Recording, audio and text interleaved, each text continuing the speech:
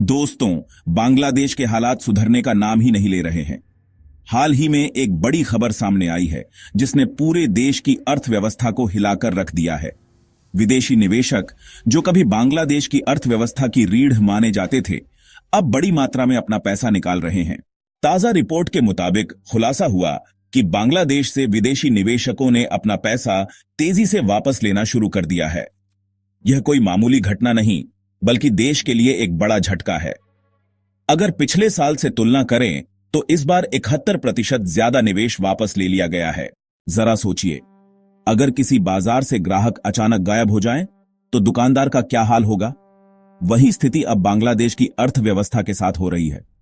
जब तक विदेशी निवेश आ रहा था, कंपनियां आगे बढ़ रही थीं, नौकरियां पैदा हो रही थीं और व्यापार फल फूल रहा था। लेकिन अब स्थिति पलट चुकी है। बाजार में नकदी की भारी कमी हो गई है, कंपनियां घाटे में जा रही हैं और लाखों लोगों की नौकरियां खतरे में पड़ चुकी हैं। अब सबसे बड़ा सवाल यह है कि क्या बांग्लादेश इस संकट से उभर पाएगा। सड़कों पर उतरे लोग अब सिर्फ अपनी नौकरियों या बढ़ती महंगाई को लेकर नाराज नहीं हैं, बल्कि वे सरकार की नीतियों से भी पूरी तरह असंतुष्ट हो चुके हैं। हालात इतने बिगड़ चुके हैं कि देश में कानून व्यवस्था, लॉ एंड ऑर्डर नाम की कोई चीज नजर नहीं आ रही। अब राजनीतिक हालात पर नजर डालें तो वहां भी उथल पुथल तेज हो चुकी है। यूथ सरकार को शुरुआत में सेना, बीएनपी और छात्र नेताओं का समर्थन मिला था, जिन्होंने शेख हसीना को सत्ता से हटाने में अहम भूमिका निभाई थी। लेकिन अब हालात पलट चुके हैं। सेना ने 6 महीने तक सुधार की उम्मीद की, पर जब चुनाव पर कोई कदम नहीं उठाया गया तो सेना प्रमुख ने नाराजगी जताई और संकेत दिया कि देश में दोबारा तख्ता पलट हो सकता है। इसी बीच यूथ के करीबी छात्र नेताओं ने भी साथ छोड़कर अपनी अलग पार्टी बनाने का ऐलान कर दिया। बीएनपी जो पहले यूथ सरकार के साथ थी, अब उससे टकराने लगी है, क्योंकि चुनाव की उनकी मांग भी अनसुनी कर दी गई। अब सरकार और विपक्ष में सीधा टकराव शुरू हो चुका है। अब जरा बांग्लादेश के शेयर बाजार की हालत पर नजर डालें। यह ऐसा ही है जैसे किसी कमजोर दीवार को हल्की सी धक्का दो और वह भर भराकर गिर जाए। ढाका स्टॉक एक्सचेंज पूरी तरह बिखर चुका है। 67% शेयरों में एक ही दिन में जबरदस्त गिरावट आई है और उनका कुल टर्नओवर सिर्फ 338 करोड़ तक सिमट कर रह गया है। अब सवाल यह है कि आगे क्या होगा। क्या बांग्लादेश इस आर्थिक संकट से उभर पाएगा। दोस्तों, जब हालात ऐसे होते हैं तो देश को संभालने के लिए सही फैसले लेने पड़ते हैं। अगर गलत कदम उठाया गया तो यह गिरावट और तेज हो सकती है। बांग्लादेश की अर्थव्यवस्था अब तक के सबसे बुरे दौर से गुजर रही है।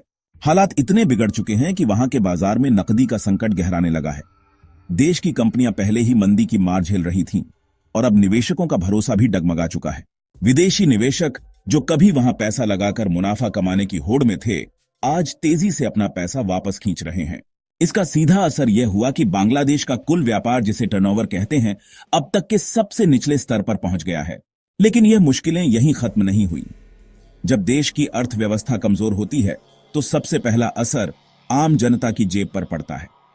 बांग्लादेश में खाने पीने की चीजों की कीमतें लगातार बढ़ रही हैं और अब यह महंगाई 10.5% तक पहुंच गई है। इसका मतलब यह हुआ कि जो सामान पहले 100% में मिलता था, वह अब 110 से भी ज्यादा में बिक रहा है। आम लोग पहले भी महंगाई के आदी थे, लेकिन इस बार हालात उनके काबू से बाहर होते जा रहे हैं। इस संकट को संभालने के लिए बांग्लादेश के केंद्रीय बैंक ने कुछ कड़े कदम उठाए थे ताकि बढ़ती महंगाई पर लगाम लगाई जा सके। लेकिन अब वही कदम उन पर उल्टे पड़ रहे हैं। इसे ऐसे समझिए कि किसी बीमार इंसान को दवा तो दी गई, लेकिन वह इतनी ज्यादा मात्रा में दे दी गई कि अब दवा ही जहर बन गई। बांग्लादेश के लिए भी यही हो रहा है। जो नीतियां अर्थव्यवस्था को सुधारने के लिए लागू की गई थी, वे अब उल्टा असर दिखा रही हैं। इस वजह से व्यापार और उद्योग धंधे तेजी से ठप हो रहे हैं और आम आदमी की परेशानियां बढ़ती जा रही हैं। अगर यह आर्थिक संकट ही काफी नहीं था, तो अब बांग्लादेश में राजनीतिक हलचल भी तेज हो चुकी है। देश की आंत राजनीति इतनी अस्थिर हो गई है कि अब वहां तख्ता पलट की चर्चा खुलकर होने लगी है। बांग्लादेश के सेना प्रमुख ने सीधे तौर पर या इशारों इशारों में अमेरिका को यह चेतावनी दे दी है कि दुज कभी भी स्थिति नियंत्रण से बाहर हो सकती है और सत्ता परिवर्तन हो सकता है। यह संकेत बेहद गंभीर है, क्योंकि जब भी किसी देश में सैन्य तख्ता पलट की संभावना बनती है तो वहां की अर्थव्यवस्था पूरी तरह हिल जाती है और निवेशक वहां से अपना हाथ खींच लेते हैं। राजनीतिक मोर्चे पर एक और बड़ा बदलाव देखने को मिला है। बांग्लादेश में जो छात्र नेता पहले अमेरिका समर्थित माने जाते थे, उन्होंने अब अमेरिका का साथ छोड़ दिया है और अपनी एक अलग राजनीतिक पार्टी बना ली है। इसका मतलब साफ है कि बांग्लादेश में अमेरिका का प्रभाव कमजोर होता जा रहा है। सवाल यह उठता है कि आगे क्या होगा? बांग्लादेश इस संकट से कैसे निकलेगा? अर्थव्यवस्था कमजोर होती है और राजनीतिक अस्थिरता बढ़ती है तो हालात संभालना बहुत मुश्किल हो जाता है। अगर सरकार सही फैसले नहीं ले पाई तो यह संकट और गहराता चला जाएगा। अब यह देखना होगा कि आगे इस घटनाक्रम से दुनिया और खासकर अमेरिका पर क्या असर पड़ेगा और बांग्लादेश अपने आर्थिक और राजनीतिक संकट से निकलने में कितना सक्षम साबित होता है। दोस्तों, बांग्लादेश की अर्थव्यवस्था जिस संकट के दलदल में फंस चुकी है, उसकी शुरुआत कोई एक दिन में नहीं हुई। यह सिलसिला कई महीनों से चल रहा था और अब जाकर इसकी परतें खुलने लगी हैं।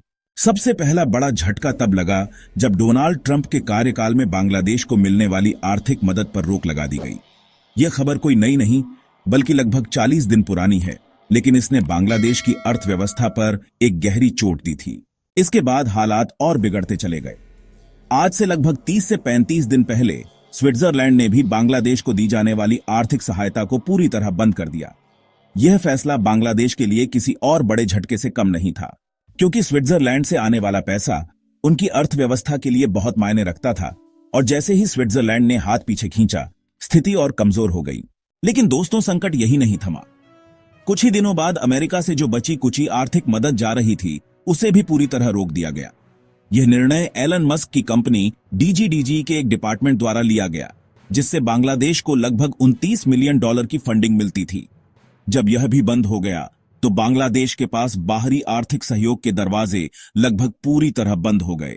अब अगर किसी को उम्मीद थी कि विदेशी निवेशक, फॉरेन इंस्टीट्यूशनल इन्वेस्टर्स बांग्लादेश की अर्थव्यवस्था को सहारा देंगे, तो वह भी अब टूट चुकी है।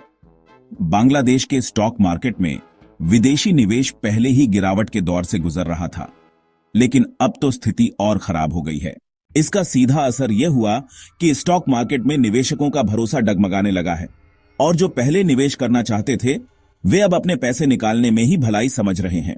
लेकिन अगर आप सोच रहे हैं कि यह आर्थिक संकट यहीं खत्म हो जाता है, तो ऐसा नहीं है। अब सवाल यह है कि क्या यह देश इस आर्थिक संकट से उभर पाएगा? क्या निवेशकों का भरोसा लौटेगा या हालात और बिगड़ेंगे? क्या टेक्सटाइल इंडस्ट्री फिर से उठ पाएगी? और सबसे महत्वपूर्ण, क्या आम जनता का गुस्सा और ज्यादा उग्र होकर सरकार के लिए नया संकट पैदा करेगा? दोस्तों, बांग्लादेश की स्थिति अब सिर्फ आर्थिक संकट तक सीमित नहीं रह गई है, बल्कि राजनीतिक अस्थिरता भी अपने चरम पर पहुंच चुकी है। आर्थिक हालात पर आपकी क्या राय है? नीचे कमेंट में जरूर लिखें और इसी तरह डेली न्यूज के लिए चैनल को सब्सक्राइब जरूर करें।